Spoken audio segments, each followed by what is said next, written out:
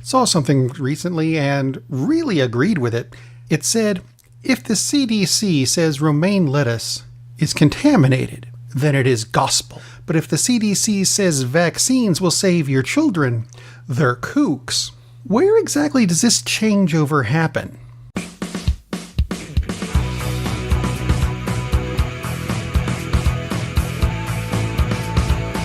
Welcome to the FWOT Show on the Coil Entertainment Network. I'm Rob Steele, that's Jesus Jones in the background, and no, I haven't been here in a while because I'm trying to build a new studio, and it's not going as well as I'd like, but that's okay. Many things on the planet are not going as well as we'd like, especially for the tobacco industry, who now have to, put things on packs of cigarettes that say, oh my God, is this stuff, it's just bad for you. It's going to cause cancer, and you're going to die if you keep smoking. And I get that. And it's true. It is a product that is sold to anyone who has the proper identification, meaning you got to be old enough, and you can just buy it, and its sole purpose at this point is to kill you. Which raises the question in my mind, why are there no labels like this on guns? You'd think, that's all guns are good for. Why is there not a label on guns? Not that it would help. I'm just asking. For a friend. Kind of. Anyway, speaking of smoking, found this and was quite amused by it. A survey done in the United Kingdom. Actually, it wasn't really a survey. They call it a survey, but we think of surveys as, excuse me, sir, do you like this or this? That's a different thing. This was just accounting for the man-hours used by the police department. And just to let you know, that since 2015, police in the UK have spent over 1 million hours worrying about cannabis. 1 million hours wasted on something that is rapidly becoming legal around the planet because it's, let's be honest, it's actually kind of good for you. I'm not saying do it a lot. I'm just saying it's good for you. Hello. And we're not. The UK wasted 1 million hours. But let's think about this. The UK is roughly 57% the size of California, or maybe 2/3 the size of Japan or Germany. I love the UK. I really do. But it's not that big. That's what I'm saying here.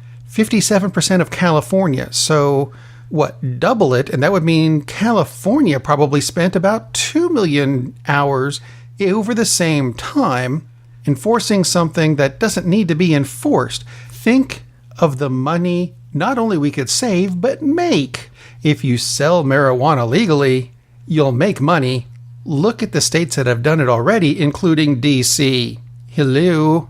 Now, I have gotten a question, because this kind of leaked that I was doing this story, and I was asked the question, Rob, this is episode 423.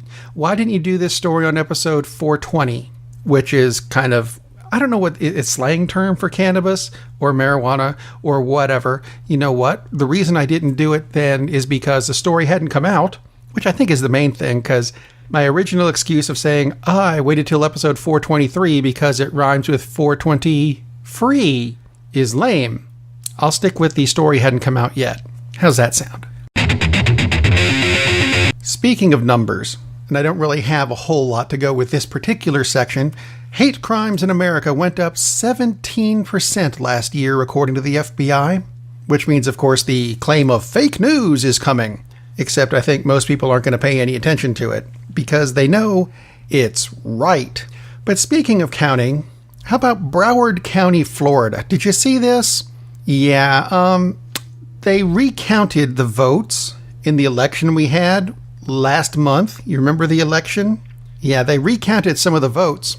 And Broward County, which had, several 100,000 votes in Broward County, they didn't finish recounting in time and delivered the total 2 minutes past a deadline. So none of the votes in Florida's Broward County counted. So that whole every vote counts thing is bullshit. Look at Broward County. Hello. Now, why was there a deadline imposed? That's my question. How about you count it, you finish, you turn it in, and if they're not done, because this is apparently a big county if it's got a couple 100,000 people in it, you wait till they're done.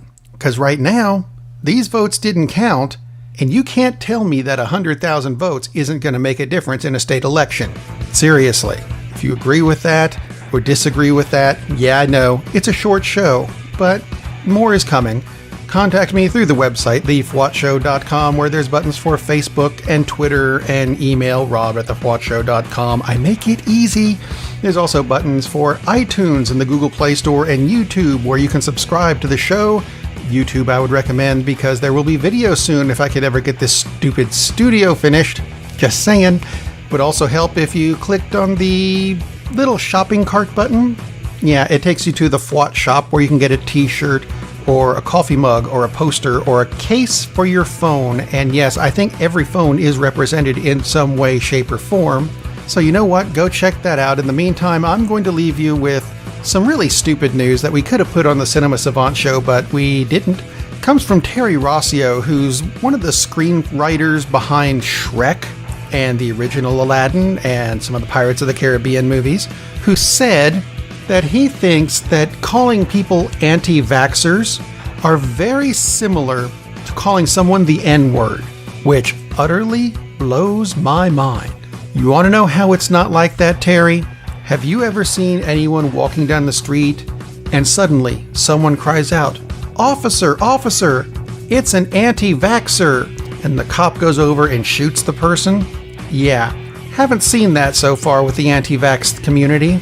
But, you know, not that it's really going to matter much whether the cop kills them or not, because they're anti-vaxxers, they're probably going to die off pretty soon anyway. I'm just saying. Anyway, have a good week, and we'll see you hopefully when the studio's done.